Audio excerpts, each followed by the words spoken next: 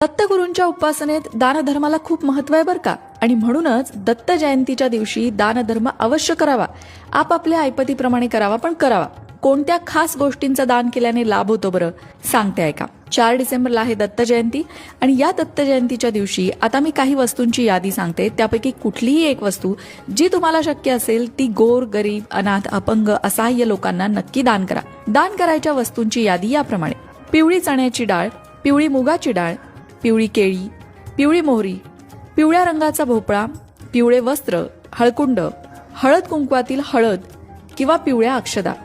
यापैकी कुठलीही एक वस्तू एकतर दत्तगुरूंच्या मंदिरात दान करावी किंवा एखाद्या गरीबाला दान करावी. दत्तगुरूंच्या उपासनेचा हा अतिशय महत्त्वाचा भाग आहे. दत्तगुरूंच्या उपासनेत दत्त जयंतीच्या दिवशी आणखीन काय काय करायला हवं बरं, याबद्दल सविस्तर जाणून घ्यायचं असेल तर लोकमत भक्ती चॅनलला नक्की भेट द्या.